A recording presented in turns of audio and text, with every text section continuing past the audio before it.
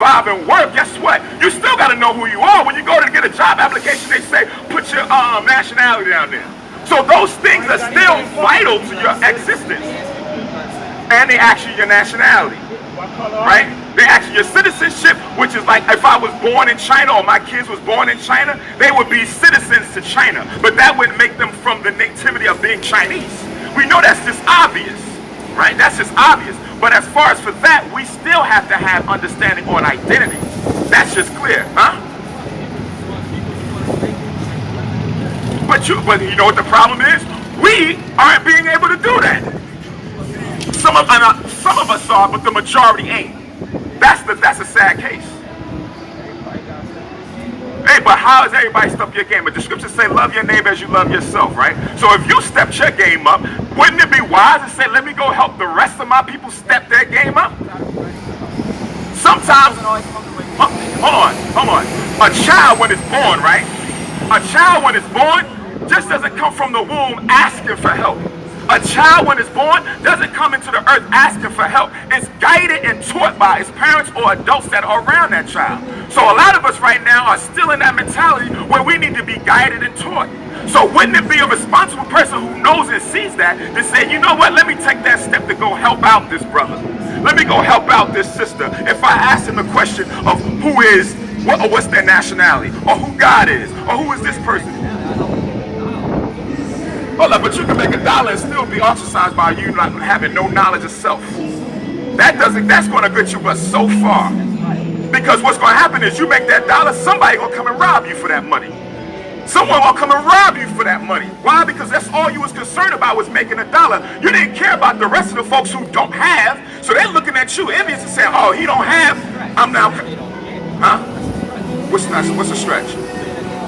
Who don't care? No, it's not an assumption. That's fact. That's fact, yes. Yeah, I know people who, when they go make money, they're not caring about the other person. They told me this. No, I said some people do not care. I can't speak for everybody. I can speak for those who I've come in contact with and I've observed that has that type of a feeling. So it's a reality that exists. So that's a sad case where we don't care for others. And I would say that's the majority of the case. That's the majority of the case, because look at our conditions. Who's really going out there as those who have made it?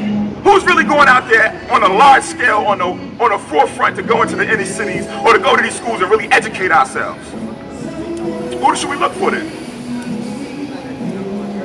Which is who? Because they're not letting the right hand know what the left. There's people out there, white. So there's right. Right, but did you hear the point that I made? Right. Did you hear what I just said? Though I understand that, I agree with that. But did you hear what I said? I said, you don't have it on a large scale where we have a concerted effort to help out our people. We don't do for self the way in which we should do. They tell you that the so-called black dollar in this world is the most powerful dollar in the world. But that money, that dollar does not recirculate right back to their own people. That's what they tell you. That's what the financiers tell us. So that's sad. So those people who are helping us out ain't doing a great job. Or we're just in a real sad case where we ain't getting it. Right? So then that's why I said on a large scale, on a concerted effort, how many of it do you see of those individuals who got it? Meaning as far as for money and economics.